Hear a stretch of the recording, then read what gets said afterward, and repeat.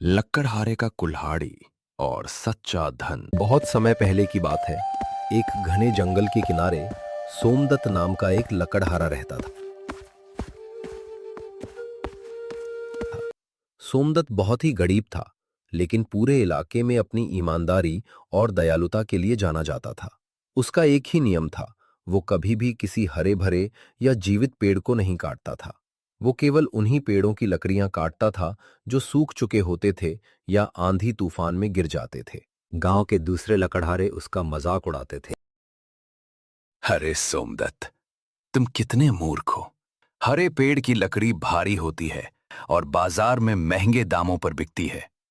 सूखी लकड़ियां काटकर तुम जिंदगी भर गरीब ही रहोगे। सोमदत्त मुस्कुरा कर कहता, ये पेड़ हमारे रक्षक हैं। अगर हम हरे पेड़ों को काटेंगे तो आने वाली पीढ़ी को छांव और शुद्ध हवा कहां से मिलेगी। मुझे लालच नहीं, बस 2 वक्त की सूखी रोटी चाहिए।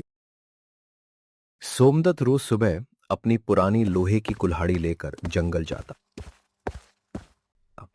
दिन भर पसीना बहाता और शाम को सूखी लकड़ियों का गट्ठर बाजार में बेचकर जो थोड़े बहुत पैसे मिलते, उससे अपने परिवार का पेट पालता। एक दिन दोपहर के समय बहुत तेज धूप थी। सोमदत्त लकड़ियों की तलाश में जंगल के काफी अंदर चला गया, जहां एक गहरी और साफ पानी की नदी बहती थी। नदी के ठीक किनारे पर एक बहुत बड़ा सूखा पेड़ था। सोमदत्त ने सोचा कि अगर वो इसकी लकड़ियां काट ले तो 2-3 दिन का काम एक साथ हो जाएगा। वह टहनी को काटने लगा। वो पूरी ताकत से कुल्हाड़ी चला रहा था कि तभी अचानक उसका हाथ पसीने से फिसल गया। छपाक छपाक, लोहे की वो पुरानी कुल्हाड़ी सीधे गहरी नदी के बीचों बीच जा गिरी। सोमदत्त स्तब्ध रह गया। वो तुरंत पेड़ से नीचे उतरा और नदी के पानी को देखने लगा। नदी बहुत गहरी थी और सोमदत्त को तैरना नहीं आता था। वो नदी के किनारे बैठकर फूट फूट कर रोने लगा। भगवान, अब मैं क्या करूंगा। मेरी कुल्हाड़ी ही मेरी रोजी रोटी का इकलौता साधन थी। अब मैं अपनी पत्नी और बच्चों के लिए खाना कहां से लाऊंगा। मैं तो बर्बाद हो गया। जल देवता का आगमन और सोने का लालच। सोमदत्त की सच्ची पुकार और रोना सुनकर नदी का पानी खौलने लगा और उसमें से एक दिव्य प्रकाश निकला। देखते ही देखते नदी के बीच से जल देवता प्रकट हुए।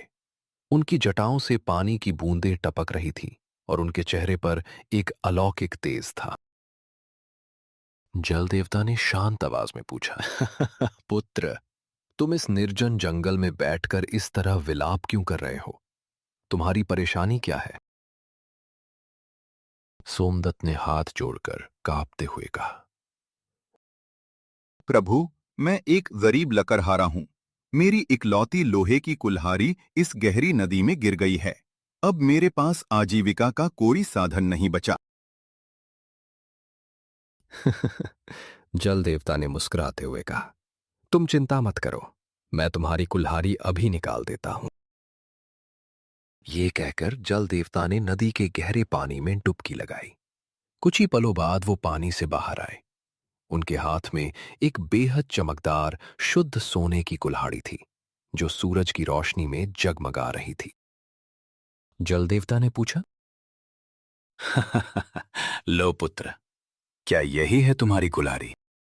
सोमदत्त ने उस सोने की कुल्हाड़ी को देखा। अगर वो चाहता तो झूठ बोलकर उसे ले सकता था और उसकी गरीबी एक पल में दूर हो जाती। लेकिन सोमदत्त ने सिर झुकाकर पूरी विनम्रता से कहा, भगवान, ये सोने की कुल्हाड़ी मेरी नहीं है।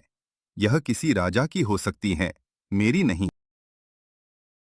चांदी की चमक और अंतिम परीक्षा। जल देवता सोमदत्त के जवाब से भीतर ही भीतर बहुत प्रसन्न हुए, लेकिन वो उसकी ईमानदारी की और परीक्षा लेना चाहते थे। उन्होंने फिर से पानी में डुबकी लगाई। इस बार जब वो बाहर आए तो उनके हाथ में एक चमचमाती हुई चांदी की कुल्हाड़ी थी। जल देवता ने कहा,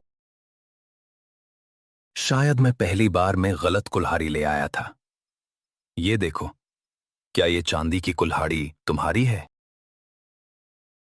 सोमदत्त ने फिर से मना करते हुए कहा, नहीं प्रभु, यह भी मेरी नहीं है। मैं एक साधारण लकड़हारा हूँ। चांदी की कुल्हाड़ी मेरे किस काम की? मेरी कुल्हाड़ी तो बहुत पुरानी थी। जल देवता ने तीसरी बार नदी के पानी में डुबकी लगाई। इस बार जब वो ऊपर आए तो उनके हाथ में वही पुरानी जंग लगी हुई और घिसी हुई लोहे की कुल्हाड़ी थी। उसे देखते ही सोमदत्त खुशी से उछल पड़ा और बोला, हाँ प्रभु, यही मेरी कुल्हाड़ी है। इसी से मैं रोज लकड़ी काटता हूँ। आपका बहुत बहुत धन्यवाद।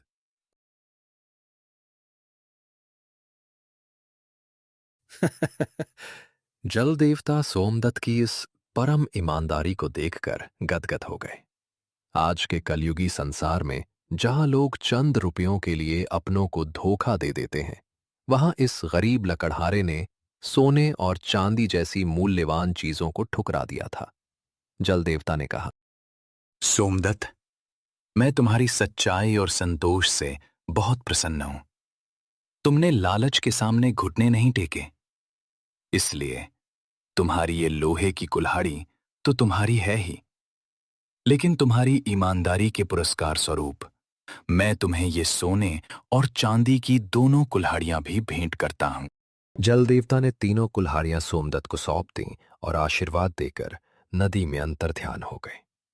सोमदत्त तीनों कुल्हाड़ियां लेकर अपने घर लौटा। उसने सोने और चांदी की कुल्हाड़ी को बेचकर एक बड़ा और सुंदर घर बनाया, अपनी जमीन खरीदी और गांव के गरीबों की मदद करने लगा। लेकिन अमीर होने के बाद भी उसने कभी घमंड नहीं किया और न ही कभी हरे पेड़ों को काटना शुरू किया। वो ताउम्र वही दयालु और ईमानदार सोमदत्त बना रहा। ये कहानी हमें सिखाती है कि ईमानदारी ही सबसे अच्छी नीति है। लालच में आकर लिया गया शॉर्टकट इंसान को कुछ समय के लिए अमीर बना सकता है, लेकिन जो सुख, सम्मान और बरकत ईमानदारी की कमाई में होती है, वो दुनिया के किसी खजाने में नहीं होती।